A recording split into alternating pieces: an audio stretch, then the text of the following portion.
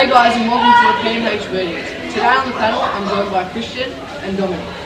So our focus for today is globalisation. We'll be looking at 3 focus questions. So the first question is, does anyone know what globalisation actually is? Christian, what are your thoughts? Well, I believe that globalisation is the way that the cultural and political aspects of a specific country expand. That's good thoughts. Dominic, what about you? I think globalization is a term to describe the way the cultural and the political aspects of countries are expanded.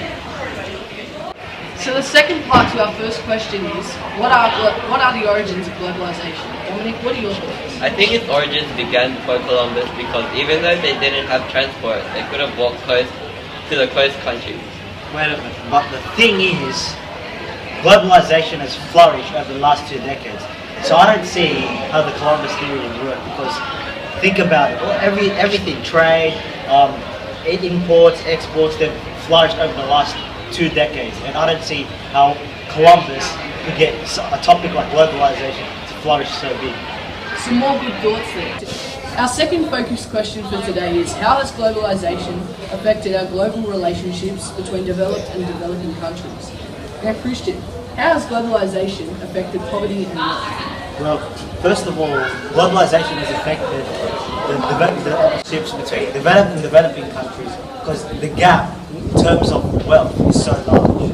An example of this, developed countries and their brands force developing countries in sweatshops to assemble their products.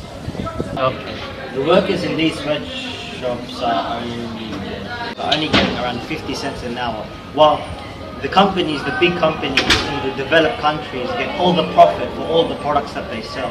Now, the gap is widening because the workers are getting little pay, and while the big brands are getting large profits, one is going at a slow rate or one is going at an increased accelerated rate. Some good thoughts. There are a majority of solutions to prevent the gap between developing and developing countries. First of all, we can share technology and information at a rapid rate so that they may make avail of modern techniques and operations that are available in the more developed countries. We'll now cross live to Josh with a quick recap of what we've discussed. Here's a quick recap of what the panel has just discussed.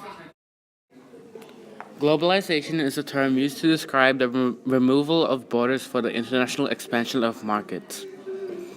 Globalization is a term which is often used to describe the way that the cultural, political, technological, and economic aspects of countries are rapidly expanding outside of their own nations and onto an international level. Globalization can be divided into 4 different components: participants, market, rules, and equipment. Participants are the people that take part in trade and international markets. Some of these people would be from national governments who seek to trade with other countries. The global market is a place for any nation to put forward any trade negotiations.